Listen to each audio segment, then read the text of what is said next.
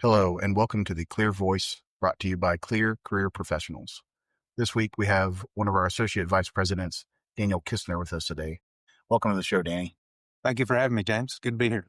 Danny, I know we've had you on the podcast before, but I don't think last time we had you introduce yourself to the public and talk a little bit about maybe your career, your leadership journey, and all those kind of things. So can you tell us a little bit about yourself? Sure. Happy to. I consider myself an accidental firefighter and ultimately an accidental fire chief. Let me explain that.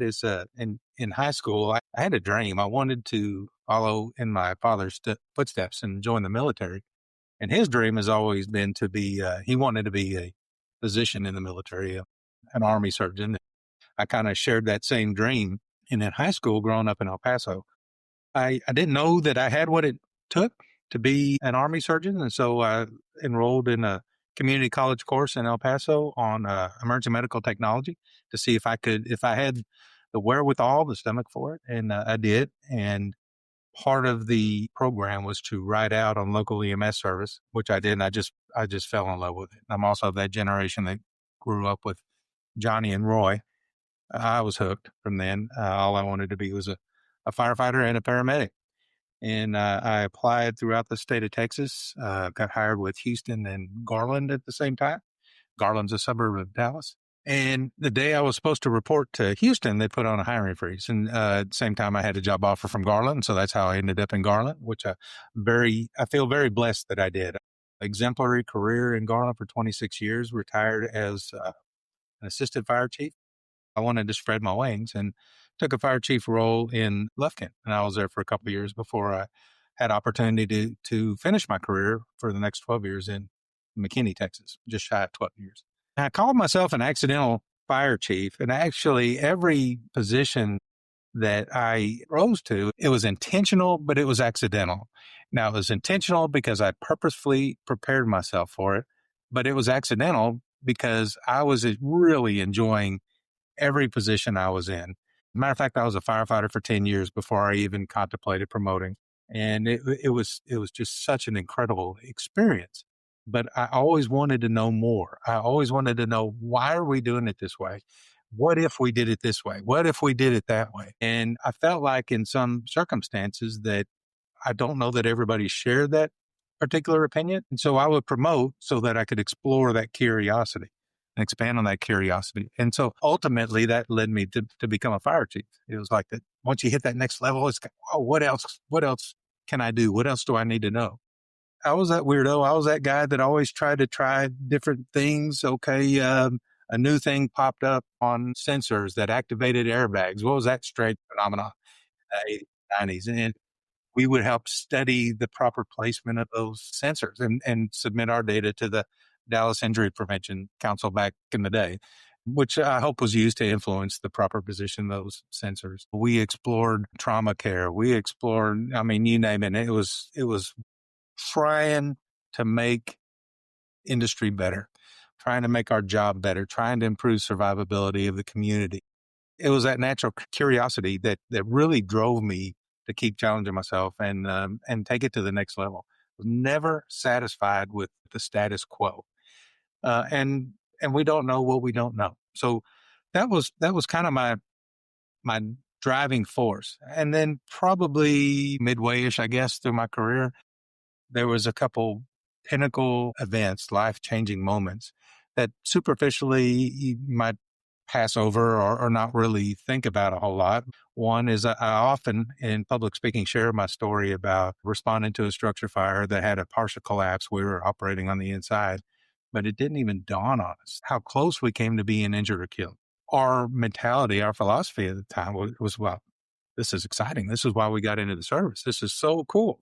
Until I told my wife about it, expecting a similar reaction. How cool is that? It was more on, I don't want to raise our children alone. And she was asking me pointed questions. Why were you in there? Did you save a life? I said, no, the family was outside. They met us at the curb, told us everybody was out. Did you save the properties? No, the house burnt to the ground. They bulldozed it later. And she said, why were you inside? And I thought back, the only defense I had was in rookie school. It was pounded into our brains that you must go inside and wait to apply water because you had to get to the seat of the fire to minimize damage. And then all of a sudden it hit me. We didn't minimize anything.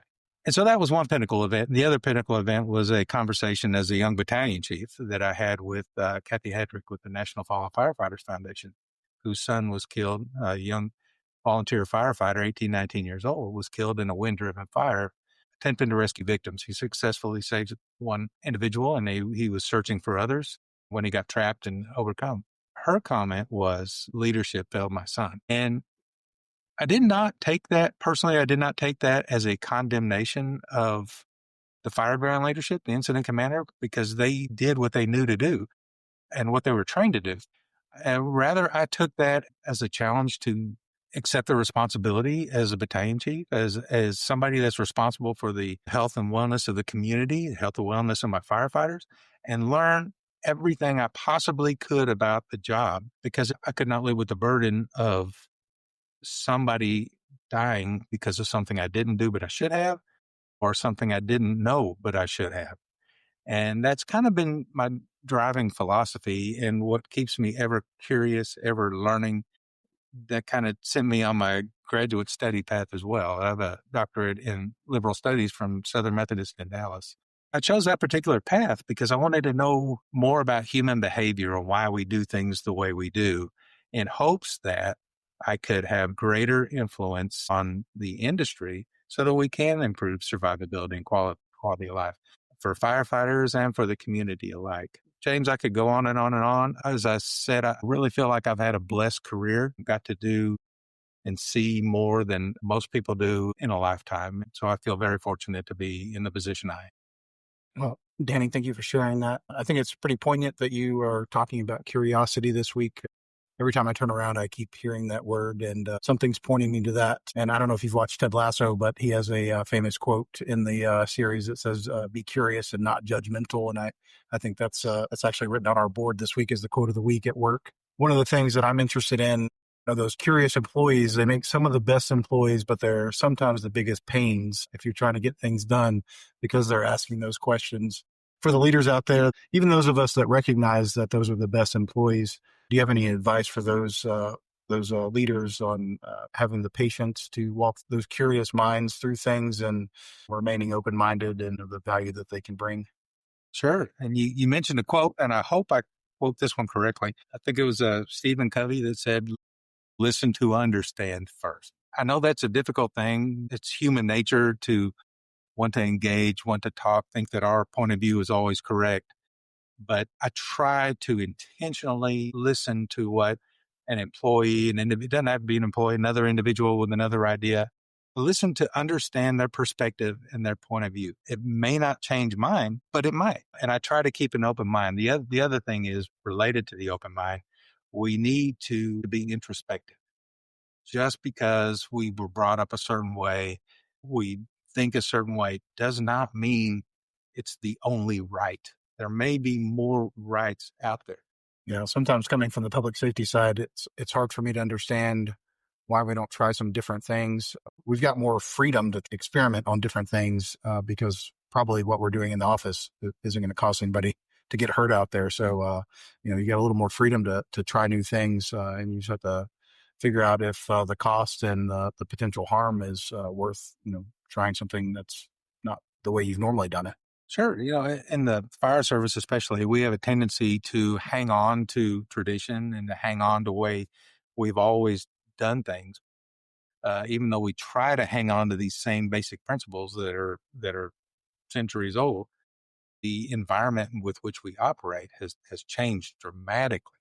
We need to shift our behavior and our understanding and our methodology or application to meet that ever-changing environment. Structures, when I came into the fire service, were largely wooden or natural materials, and have gradually over the last 40 years have turned into synthetics.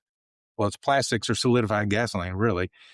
Buildings are more compartmentalized, they're built more lightweight, so they respond differently to fires. Whereas 40 years ago, 50 years ago, we may have had 20 minutes, et cetera, of operating time inside a structure. Now you may have 3 to 5 minutes, if that much time. So the fire is behaving differently, yet we tend to stick with centuries-old tactics or basic principles, if you will. Yeah, it's always time to look at those tried and trues and see if they're still working for you, no matter whether you're attacking a fire or trying to solve a personnel problem. When you pitched this podcast topic, I was immediately interested. It immediately connected with me. The topic is community expectations. One of the functions or one of the services we provide at Clear is organizational review. And in conducting several of these organizational reviews for fire departments across Texas, and through personal experience and observation through the course of my career and my involvement with the National Fallen Firefighters Foundation, it's really, I want to say it's become apparent, but it's something that was really known beforehand. The public may not have a clear understanding of the capability, the ability of the local fire department, or perhaps the expectation exceeds what they are able to provide. And that could be based on what they see on TV, their own personal experience from places where they lived before. Apathy. There's a lot of different reasons why that may be. Pitch this idea about community expectations because I think it's important that the community be an active member in developing the public service or the public safety services. They need to have a voice in what that is. And they need to have an understanding of what the limitations are or the capabilities so that they can plan appropriately. Everything's driven at the local level by representative government. So the same citizens that may be having an expectation that's not realistic may eventually be the people that are elected and now have control over it, and they still not understand it. So what are some of the common disconnects that you're seeing between expectations and reality in the fire side? Sure. In a couple of instances specifically, I observed that the fire department could provide a limited service. For example, maybe it was a combination fire department or a volunteer fire department. And so they may be able to respond during the day with one or two firefighters and a single fire engine, where the expectation of the public was they were going to get a full complement of firefighters if they call in a time that's like 4 minutes, 6 minutes, et cetera. But some of these departments may not be able to assemble a single or two firefighters on an engine for 10 minutes, if they get anybody at all. And there's been a couple instances that I observed they got a response from a single fire chief in a staff car as opposed to a fire engine. And that's not knocking the combination of volunteer fire departments. They're doing everything that they are capable or able to provide or do, but the reality is they may not be able to offer that service that community expects. And that's one of the things that one of my colleagues is famous for. I think it was during the pandemic, talking about people were complaining about police services in his very large city, and it was mostly how it was done. And he was asking those people to step up and go down and apply and see if they could, help with those things. I don't know about you, but I see volunteerism, looks like, at least from what I can tell, slowly declining across the country. I don't think it's any one area.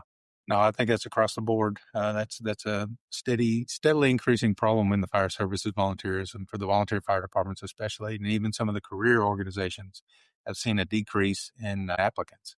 So it's a very real issue, very real problem. Well, it's really a scary problem if the fire departments are hurting for applicants for paid positions. That's when I start to worry. Yes, most definitely. And, and it's also not just the bodies or what we say in the fire service, butts in seats. It's also about having the appropriate training to function within a certain capability on the fire ground. For example, in the state of Texas, there's no real requirement for a volunteer firefighter, though most fire departments implement their own requirements, which I think is a good thing. And the SFFMA is an organization within Texas that helps provide standards for volunteer fire departments. They're just not obligated to follow those standards, though most do. I want to clarify that. But it puts a volunteer firefighter in a particularly challenging situation if they don't have a certain minimum level of training when they arrive on the scene. And the expectation from the public is this firefighter is going to go in a structure, he's going to put the fire out, he's going to rescue individuals, etc. But they may not be trained to a particular standard. Now, fortunately, it's been my experience that in the departments that I've had the ability to work with, that they had rules in place that only firefighters that have that minimum level of training can function in that capacity. And those that can't do whatever they can do, but on the outside of a structure. But that's still something that the community needs to know. Yeah, and you talk about training, but there's also a staffing thing. So I've learned a little bit about fire departments in my years, and one of those things, and that's just true for public safety in general, and probably lots of organizations. But when we're at full staffing, you can almost guarantee that there's almost always going to be somebody off, just because there's vacation, there's holidays, there's training that these guys have to take. And so a good percentage of the time, if we have 3 police officers assigned to a shift, one of them's going to be off. And I think the same thing is probably true on the fire side. Maybe not 100% of the time, but maybe 50% of the time, somebody's going to be off. Can you talk a little bit about, to run an engine crew and go to a fire? What's the minimum amount of crew that you need, and what are some of these smaller departments staffed at, and then dealing with when they show up to handle some of these things on the manpower side? Sure. So for a career organization, by career I mean a fully paid fire department, the standard put forward by NFPA is 4 per apparatus, 4-person minimum staffing. Not everybody can afford that. It's also a ratio or ability of communities' economic capacity to fund that. Quite frequently in the state of Texas, you'll see minimum staffing of 3 firefighters. But the NFPA, the gold standard that no fire department in Texas is required to comply with, is NFPA 1710, which is the standard on career fire department staffing in response to career fire departments. For combination and volunteer fire departments, it's NFPA standard 1720. And then that is kind of reflective of the population density of the community. And I don't have the numbers right in front of me, but for a community that probably has about 1,000 persons per square mile, I believe it's the ability to assemble, I think it's 10 firefighters within 10 minutes on the scene. And so to your point, there's competing priorities on career fire departments. You do have the people that are off, that call in sick, that have vacation, that are off on training, that are doing related activities. And then the volunteer combination side, they have jobs they have to work, and they may work out of town, beyond the city limits of the community they serve, and challenges such as that. What the discussion needs to be is to what level of service can be provided based on the number of firefighters that can arrive. There was a time some years ago, OSHA put out a request for public comment on this very thing. And I think where they were going, and this has not happened yet, there's some communities that have self-imposed this, but they were kind of taking a path that if you can comply with XYZ, then you can be an interior, exterior fire department. And if you cannot comply with XYZ, then you're an exterior only fire department. I kind of saw that as a direction that, at least on the federal side, that things were leaning. But that's the discussion that really needs to be, under my opinion, that really needs to be understood by the community. If during the day all I can expect is a fire engine with 1 or 2 person, realistically, then they're not going to be able to go in, or should not be able to go in. The reality is a firefighter is very service oriented, and it would be very hard to restrain a firefighter from not doing everything they can possibly do with whatever resource they have, if that makes sense. Yeah, when somebody's life is on the line, even if they're not staffed correctly to do some of the things that they need to do, even if it's against policy, some of these guys are going to go in and risk their own life to save somebody. Yes. And to be clear, I think that is the exception. We are also governed by an OSHA rule. It's a Code of Federal Regulations 1910, which stipulates for 2 firefighters that are going to go in and fight a structure fire, 2 have to be on the outside that can go in and rescue them. And it's not just 2 on the outside.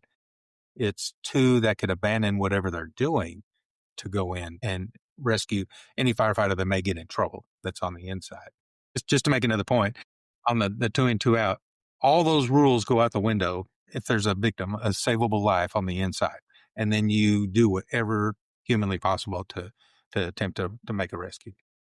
Yeah, and of course, fire departments are great at getting mutual aid drummed up. Of course, that depends on where you are. If you're in a very rural area, there may not be a whole lot of mutual aid to call. And even in a semi-urban place, it still is a delay. You have to wait for the next city over to come, or somebody that has staffing. Even though you may eventually get those resources there, obviously, if they're not in town, it's going to be at least a time delay. Sure, there's a time delay. And that's one thing that the Texas Fire Service is very good at is mutual aid agreements, working cooperatively with area fire departments. If they're fortunate enough to have a paid fire department or career fire department in proximity, then generally speaking, they're very good about helping out whenever and however they can. But to your point, if it's a rural community surrounded by other volunteer combination departments, it may be quite some time to get an effective response force assembled and on the scene. In and of itself, it's an awareness. And it's an awareness so that, okay, I know that it's going to take this long for an effective response force to assemble. Therefore, maybe I step up my game on the prevention level within my own home. Maybe I make myself more aware of what I could do to minimize or mitigate my risk in my own home, so that should I experience a fire, I'll be better prepared. I'm going to ask the tough questions. So when you talk about expectations for cops, it's always, the donuts. That's the joke that we always get.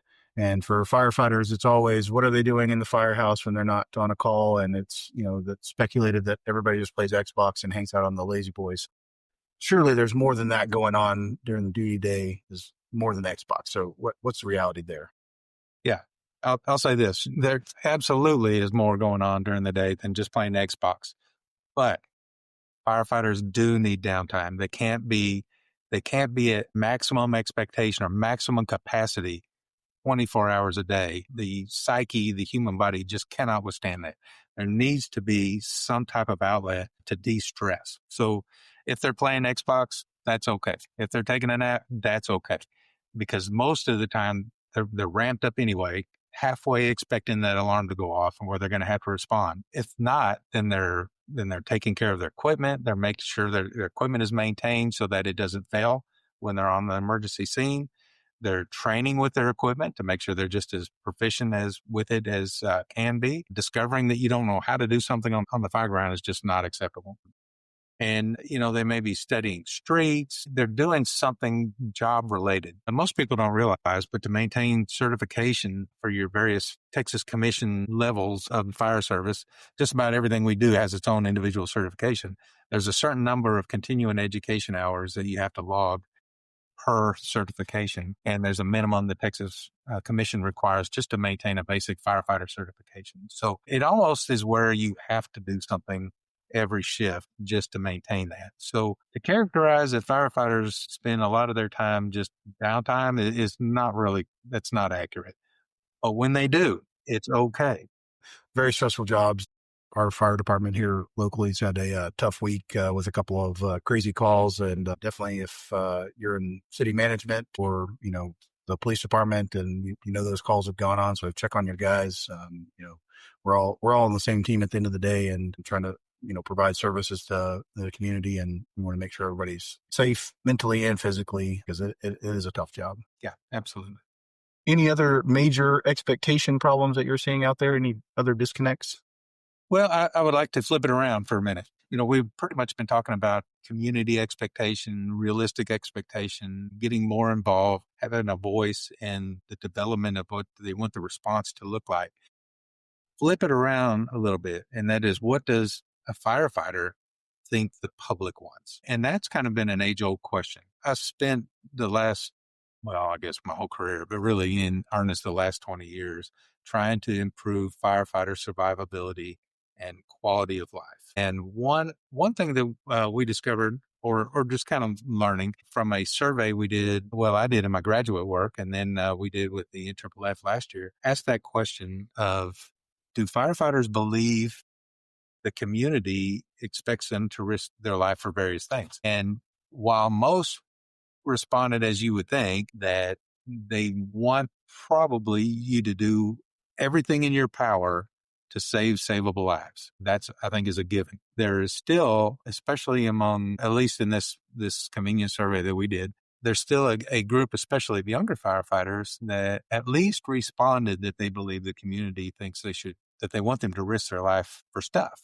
I don't know that that's actually the case. For the last 20 years, it's kind of been a debate on what can we do to improve firefighter survivability. It was a commonly held belief that, right or wrong, the community expects us to risk our life for stuff. I don't think that's the case. I haven't seen a whole lot of research that's out there on it. We just started scratching the surface on that right now. Firefighters, especially the younger ones, responded to this survey that they feel the community wants them to risk their life for stuff. Now, I think because we've set that expectation, I think the community does expect us to risk a certain amount to save stuff. And that's just the nature of the job. But to lose a life for a thing, I don't believe that's what the community wants. But there's a certain population of firefighters that, whether they believe it or not, responded that they did. The reality of the situation, if you've got a quote unquote normal house fire in a neighborhood, correct me if I'm wrong because I'm not in the business, but goal one is to make sure there's nobody to save, a savable life. And if everybody's out, we don't want the fire to spread to other houses. Even if you do your best job and you save a lot of the structure, by the time you put all that water on there, I mean, there's a lot of damage just from the water. So it's, a lot of those houses are torn down, even if you did some crazy things to get it put out a little bit faster. Yeah, and I think the way I'm not an insurance provider, but I think the way some insurance companies operate, it's almost cheaper to start from scratch as to repair what's still there. I definitely would hope that that kind of changes over time, that firefighters don't feel like that, because I can't imagine a reasonable person expecting it's dangerous enough just fighting a fire on the outside. There's, heat stress and other things that could happen out there, even if you're just attacking it from outside. I certainly wouldn't want you trying to, save more of my house by doing something risky. Sure. And James, you bring up a good point too. You mentioned heat stress. That's something else the public should know about what firefighters go through. And they may believe that, okay, you signed up for it, but I really don't think the average community member thinks that way. But heat stress, as you mentioned, heat stress is cumulative. And so if you experience a heat injury, as many firefighters do, it makes you more prone and more susceptible to heat injury in the future. Firefighters are prone to occupational cancer, and the World Health Organization has labeled firefighting as a group 1 carcinogen. And so there's that risk. There's the risk of post-traumatic stress based on what firefighters see, what they experience. The firefighter suicide is a very real thing that we're trying to combat. And it just, I could go on and on about the risks that firefighters face, the very real challenges that I think it's important for the community to understand and realize. Saving the life aspect is 100% the priority. And after that, I know you guys do the best. Other than that, before we wrap up, do you have any other thoughts or advice? If a fire chief, called you, or a city manager called you and said there's unrealistic expectations out in the community, what would you tell them? What would be your advice to them? I would advise them to inform the community, have town halls, encourage community members to attend city council meetings when they're talking about this kind of thing. I would encourage the fire chief to be a very vocal proponent for their organization within the community. And I don't bring these topics up to cause panic or fear among the community. It's just to highlight the realistic expectations of what can and can't be provided. But I would definitely encourage city leadership to provide dialogue in whatever forum works best for that community. Yeah, I think communication and education are going to be the answer to a lot of those problems. Yeah, absolutely. Well, Clear's got TML conference in Texas, and the International Association of City and County Managers conference coming up. I think that's somewhere in Florida. I think it's in Tampa. Are you going to be at either? I'm not going to that one. I wish I would. Are you going to TML? I am not. No, unfortunately not. Got a few other things planned for the next few weeks. I'll see if we can get us both an invite, because I don't get to go to either one either. I would love to go. Well, Danny, thank you for bringing us this topic up. And like I said, we will probably be exploring this expectations versus reality with some other disciplines inside of local government, because I think it probably rings true for everything from, police and public works, definitely in the fire department, and all the way up to the city manager's office, is how do we answer some of these expectations versus reality problems. So thanks for bringing us the topic today. Thank you. Thank you for having me. Yes, sir. Well, I want to thank the listeners for joining us today. Be sure to follow Clear on LinkedIn and check out our website to find the latest career placements and other information about our services. And we'll catch you next time.